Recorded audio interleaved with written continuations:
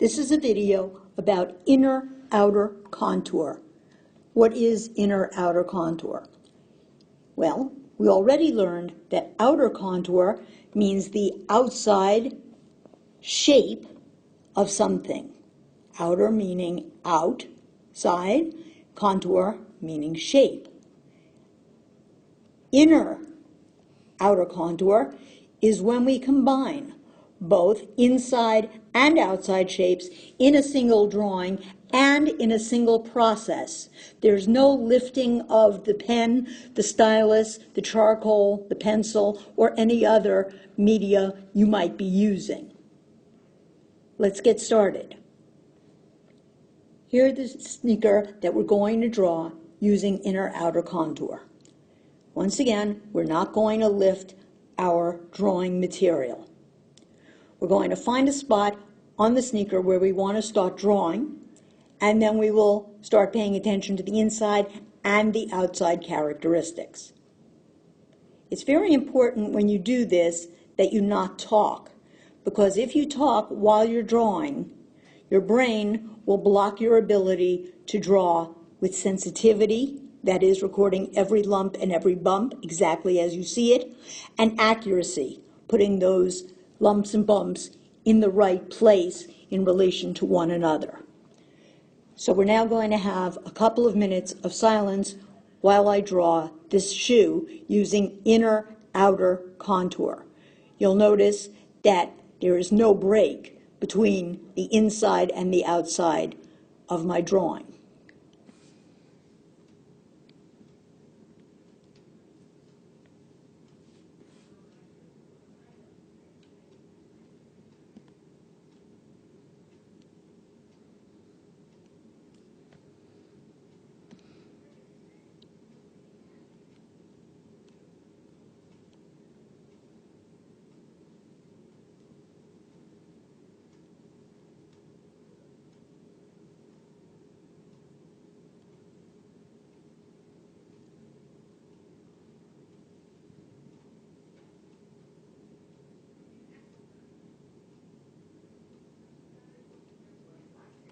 You'll notice that by using one continuous line, I need to go back over lines in order to get to where I want to go.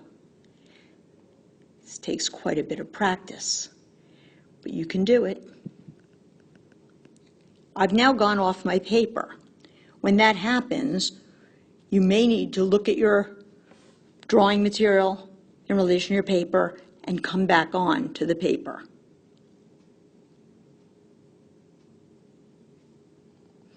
But then at that point, if you're working blind, you don't continue to look.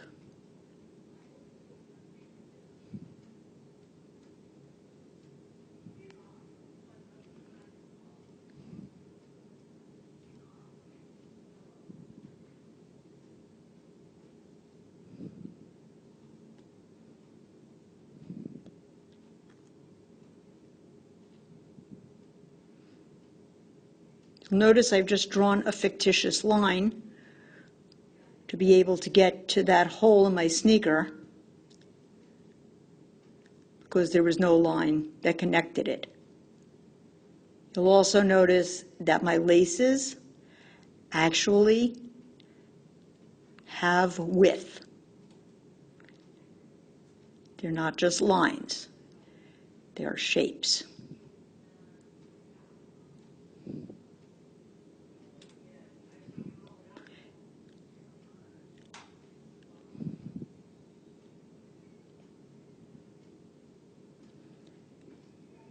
I'm working at too long. See, I can't really speak to you while I'm drawing because it really changes my ability to concentrate.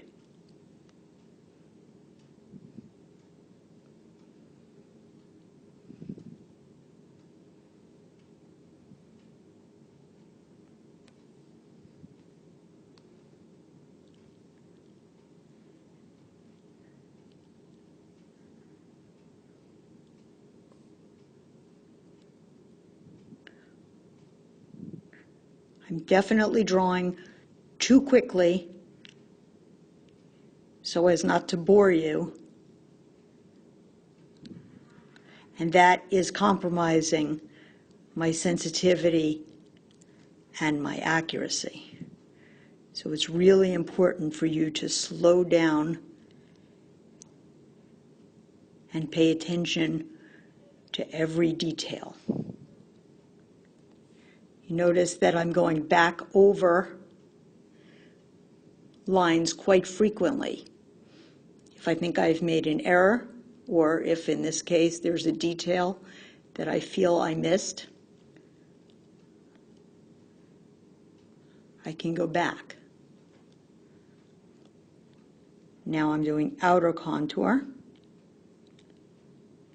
and now I'm doing inner.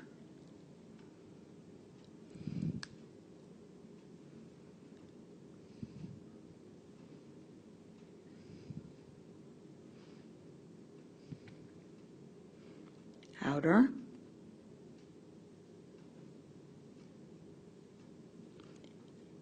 and inner.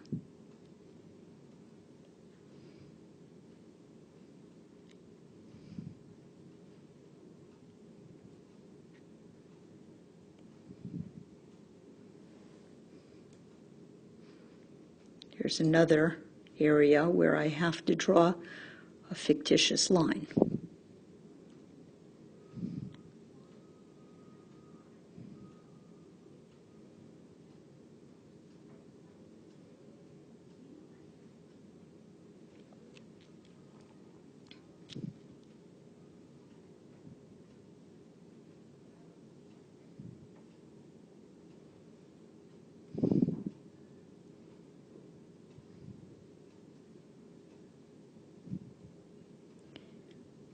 Now I've decided that I want to go up and capture some details inside the shoe.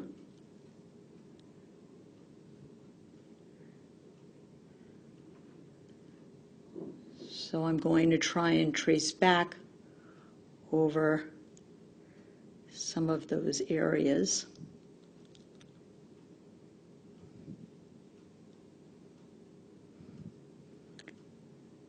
And now I think I will stop, except that I can see that I've missed some area near the bottom.